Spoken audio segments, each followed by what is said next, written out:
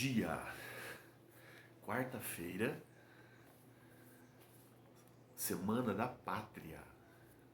Então você vai lembrar do processo de independência do Brasil, da vinda de Dom João, logo será Dom João VI,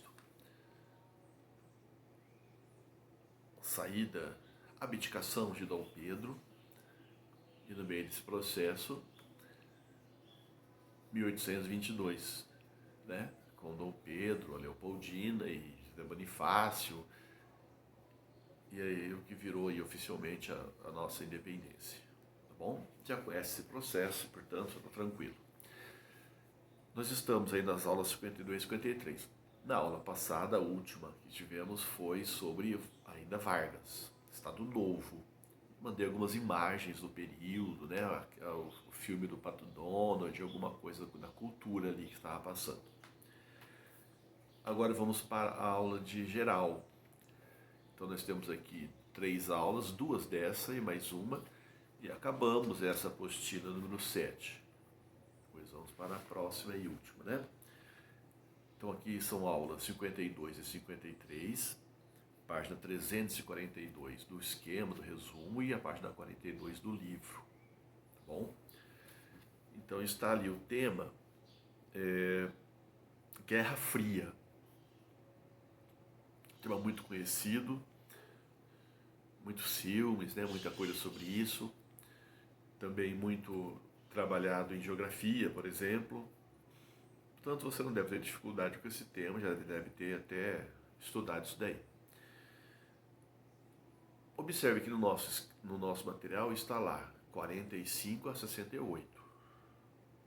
Calma, porque lá na frente vai aparecer a segunda parte da Guerra Fria.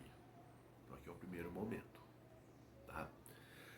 Mas aproveitando essa data, observe que consideramos a Guerra Fria aquele período que vai de 1945 a 1991. Professor, peraí, repete aí.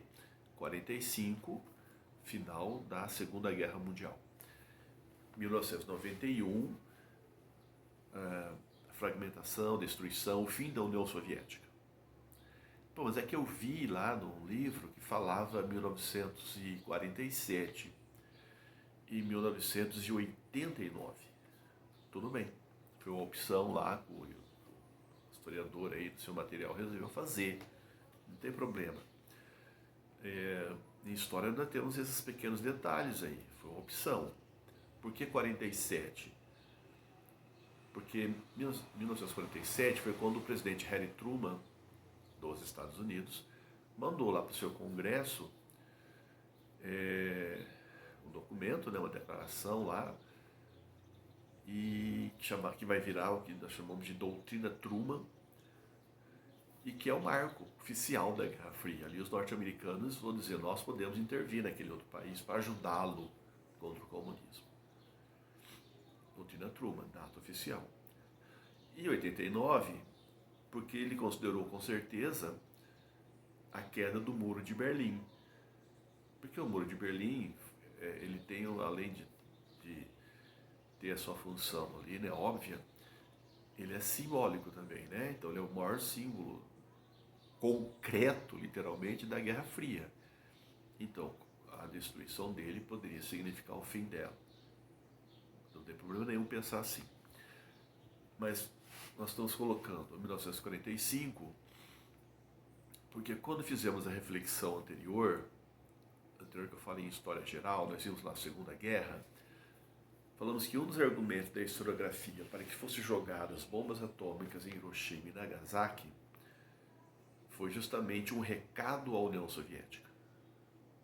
Então não era só colocar fim à guerra, colocar fim à guerra e dizer, Stalin, mantenha os seus tanques onde eles estão, eles não vão avançar mais pela Europa. Porque você tem os tanques, mas nós temos essas armas aqui, essas bombas. Então ali já começa essa tensão. 45, bom? E 91, porque se a Guerra Fria é esse embate entre a União Soviética e os Estados Unidos da América, se a União Soviética não existe mais, então esse embate acaba. Tá? O Muro de Berlim cai, mas a União Soviética estava lá ainda existindo, em crise, mas estava lá. Então, é a opção, tá? Bom, então, a Guerra Fria é esse conflito que tem seu aspecto político, né, qual modelo político vai ser adotado, que obviamente é ideológica, ela é uma disputa de qual sistema econômico ou econômico-social é o mais correto, quem tem o maior e o melhor poder militar, e também tem até seu aspecto geográfico, né? Onde eu domino, onde você domina, qual a nossa área aqui. Então é uma disputa pela hegemonia do mundo, feito entre as duas chamadas aqui então de superpotências. Na verdade, entre dois blocos, o bloco capitalista e o bloco socialista. Mas os líderes desses dois blocos são, obviamente, os Estados Unidos da América e a União das Repúblicas Socialistas Soviéticas. Poderiam ficar juntos? Bom, hoje até achamos que poderiam, né? Mas naquela época eles não tinham como. O lado capitalista, ele propõe uma economia de mercado. O lado socialista, uma economia planificada ou planejada. O lado capitalista fala em democracia. O lado socialista fala em partido único. O lado capitalista fala em propriedade privada dos meios de produção. O modo socialista fala em socialização dos meios de produção.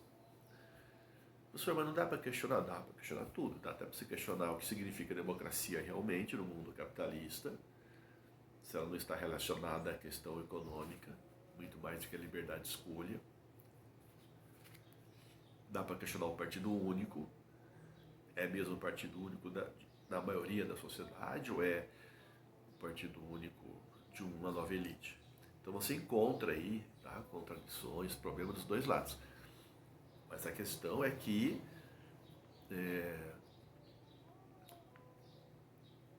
o mundo capitalista não vai aceitar o socialismo, quer destruí-lo. O socialismo diz que para o mundo ser melhor, o capitalismo tem que ser destruído para construir a sociedade até então, até hoje utópica, que é o comunismo. Então vai ficando difícil a convivência, tá? Os sistemas, eles não são só diferentes, porque os diferentes podem conviver e devem, né, conviver. A diferença faz parte e enriquece. Mas aqui eles não são, eles são antagônicos, eles são incompatíveis. Um quer detonar com o outro, ou o capitalismo e o outro o socialismo. Então estamos aí numa ordem bipolar, tá? Sem o confronto direto. Lembra que eu coloquei lá o aspecto militar?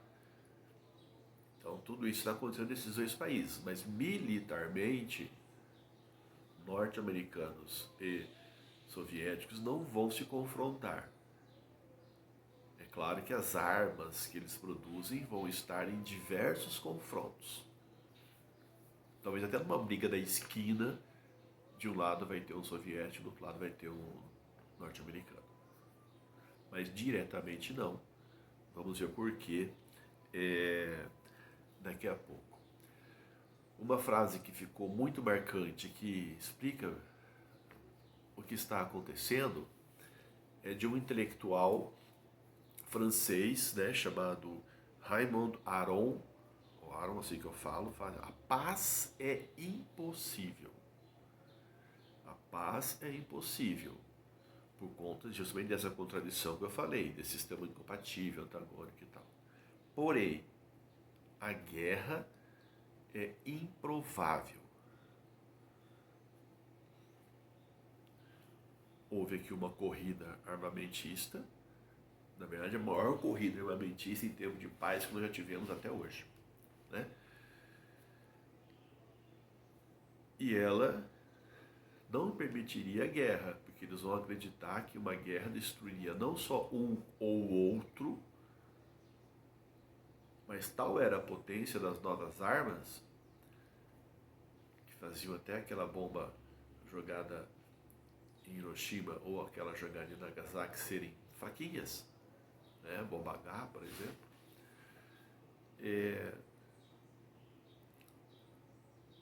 tornar impossível um ou outro, os dois destruir.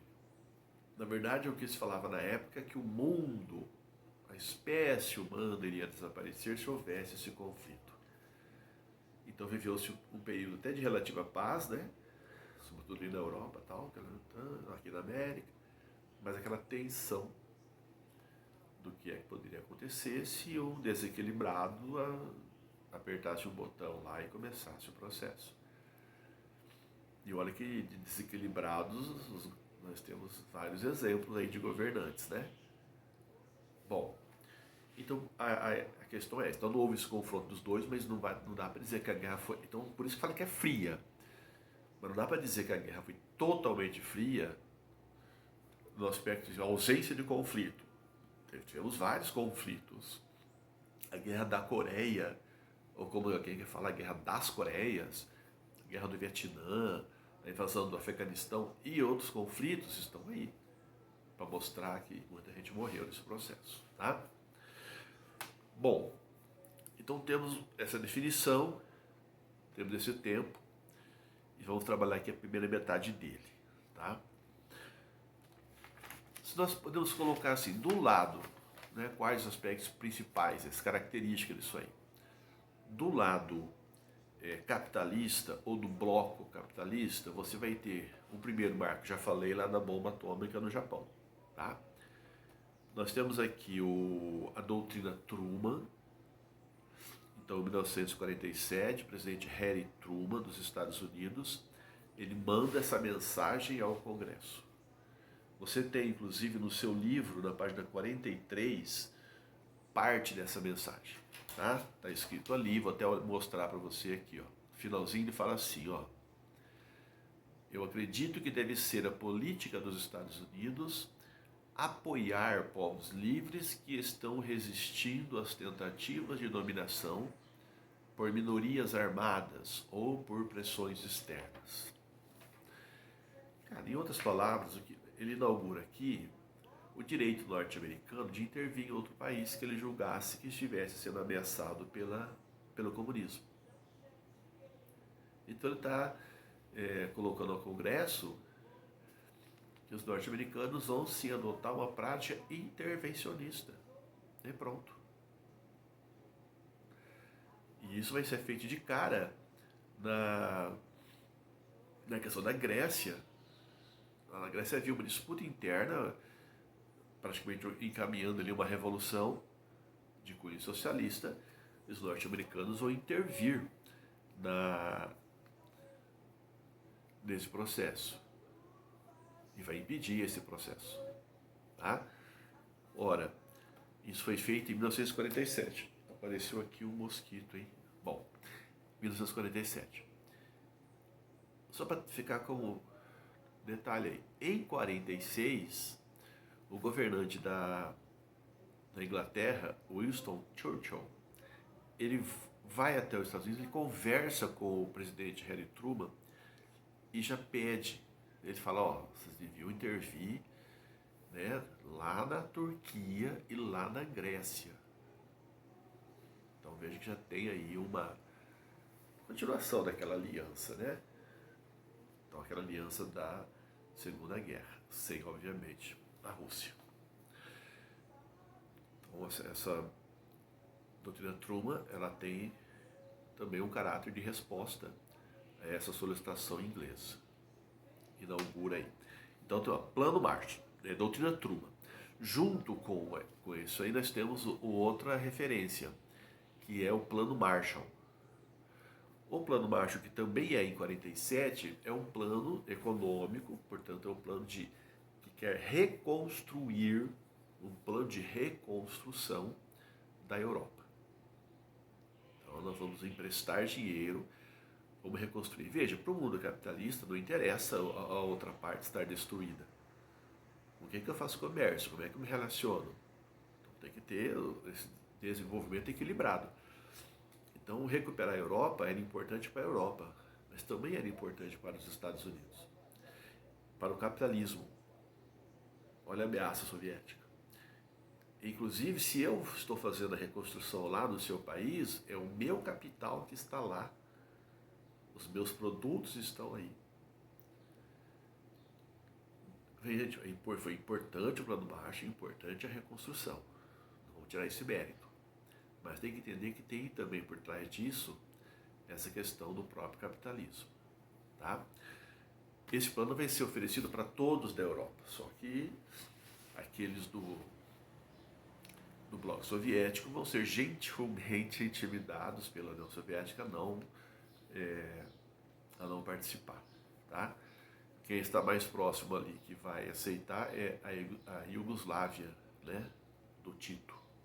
O resto todos não devem e não podem e etc. Professor, mas e o Japão? Então, o Japão também vai ter esse apoio, mas é no outro plano, chamado Plano Colombo. Isso aqui é de 47, o plano do Japão é 1950. Então vai ter também essa ajuda. Então veja, os norte-americanos detonaram com o Japão, para alguns as bombas atômicas foram o maior ataque terrorista da história. Isso é uma interpretação, né? Ninguém tem que concordar, mas ela é forte, essa interpretação. E depois ele vai lá ajudar. Pior que conseguiu, né? Porque havia uma preocupação que esse mundo asiático todo caísse na mão do comunismo soviético. O Japão não cai, fica aliado aos norte-americanos, vai inclusive a partir daí administrar uma política pacifista de restrição ao rearmamento até hoje. E ao fazer isso ele libera muito capital, libera muito de tecnologia em outras áreas. O Japão virou uma potência tecnológica, né? Até hoje. Bom, então deu até certo nesse aspecto. Para os norte-americanos, para os japoneses aqui e tal. Então, restrições ao rearmamento. Então, a doutrina Truman, Plano Marshall e a OTAN. A OTAN é de 1949, tá? Então, 47, 49. Organização do Tratado do Atlântico Norte. Você vai ter também aí no seu caderno os países que compõem, né, fazem parte da OTAN, tá? É uma aliança militar, essa é a verdade. Uma aliança militar de proteção mútua deles ali. E o último aqui podemos colocar a CIA. Uma outra característica da Guerra Fria vai ser essa espionagem, né? Essas ações aí de espionagem e tal. Então, doutrina Truman, Plano Marshall, OTAN, CIA. Do lado soviético, ou do bloco socialista, você vai ter o Comecon. Então, referente à doutrina Truman, não tem um contraponto soviético, porque a própria doutrina soviética já sobrepõe aqui, já se equipara aqui ao Truman, né? O plano soviético é mesmo de detonar com o capitalismo. Mesmo que Stalin... Bom, depois falamos do Stalin. Então, no lugar aqui do Plano Marshall, no mundo soviético, o Comecon.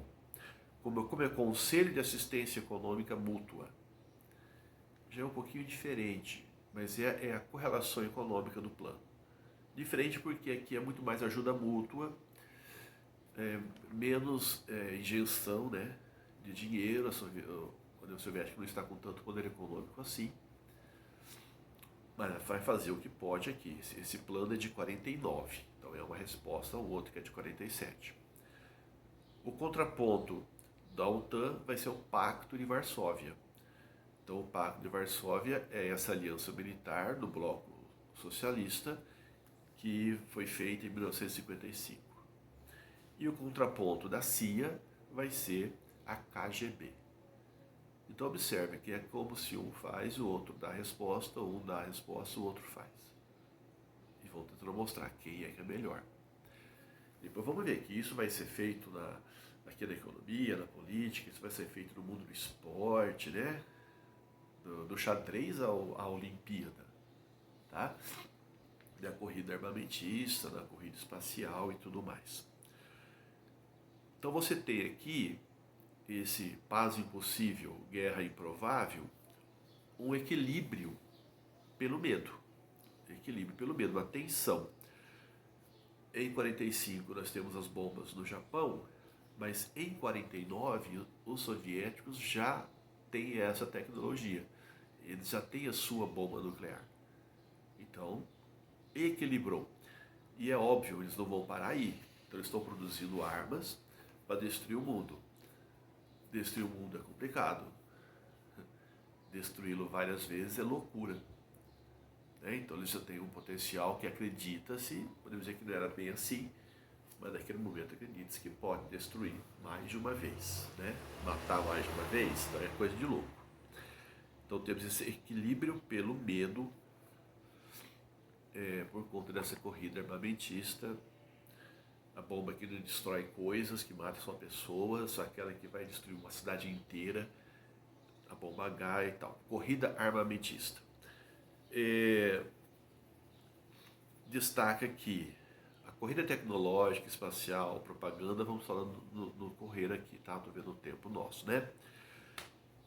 O poder dos Estados Unidos, na prática, estava assentado onde? Isso o nosso texto deixa bem claro ali, não sei se é a terceira ou quarta,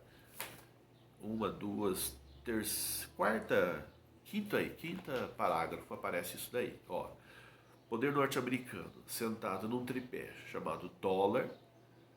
Então, dólar é referência no mundo até hoje, né? O dólar como referência mundial. A supremacia nuclear, com relação aos outros países, praticamente todos. E as multinacionais. Porque é a presença norte-americana no planeta. Tá? Aí vem invasão cultural, vem etc. Então tem esse tripé. Destacar que no mundo ocidental, a partir até daquela crise, né, que nós tivemos nos Estados Unidos e tal, vai surgindo o keynesianismo, que nós já vimos. Então vai se construir no mundo ocidental o tal do estado de bem-estar social. Então o estado de bem-estar social que vai acontecer nos países capitalistas avançados, por exemplo, lá na Inglaterra, ou mesmo nos Estados Unidos, ele é também uma preocupação com o avanço do comunismo. Não é só uma preocupação com o que está acontecendo ali. Era também, porque o liberalismo mostrou-se frágil. Então o Estado teve que intervir. Mas também porque só com uma preocupação com o seu povo? Não. Porque cada vez que acontece uma crise dessa, o outro sistema aflora, fala, agora é minha vez. Lá não aconteceu. Tá? Então esses investimentos sociais também tem a ver no combate ao socialismo. Já era uma crítica ao liberalismo, mas um combate também. Então você vai dar assistência à saúde, habitação, educação, tudo do Estado de qualidade. Depois vamos ver que eles vão querer destruir isso. E por coincidência, quando é que isso começa a ser destruído? Quando o bloco soviético está em crise. Então não é mais uma ameaça, tá bom? Bom, e o poder soviético? Então, o tripé norte-americano, dólar, supremacia nuclear e multinacionais. O tripé da União Soviética tem de um lado o prestígio adquirido pela vitória na Segunda Guerra. Então eles resistiram ao ataque do Hitler, os norte-americanos também, mas eles não foram atacados, ninguém foi lá nos Estados Unidos. Os soviéticos empurraram os alemães de volta para casa. E chegaram primeiro lá em Berlim. Então esse prestígio do Stalin ninguém consegue tirar. E da União Soviética, é óbvio. O poder militar, além dos tanques, além do exército numeroso, em pouco tempo a União Soviética também estava com as suas bombas nucleares, inclusive bomba H. E a justiça social. Como assim? Ué, a justiça social é o que defendia, e ainda defende, né, a proposta socialista. Enquanto o capitalismo fica muito do seu poder na ideia de democracia, mas ele entende que vamos ter pobres mesmo e acabou. Que essa diferença socioeconômica não tem como ser resolvida, né? Você pode dar oportunidades para as pessoas tal conseguirem chegar lá, mas não vão chegar todos. No mundo socialista, eles têm uma ideia diferente. A proposta socialista é de que todos podem, de fato, superar. Não é só alguns, não é uma disputa de um contra o outro, é todo mundo junto. Construir uma sociedade igualitária. Mas isso não é ideologia? É, mas faz parte aqui do processo. Tá? Não conseguiu-se isso ainda, mas se propõe conseguir. Agora, quando você propõe que não tem como chegar, é um pouco diferente. Então, são essas três principais aí que fortalecem essa disputa que estamos vendo aqui. Mas já foi 20 e poucos minutos, então vou parar aqui e continuamos daqui a pouquinho, tá? Abraços.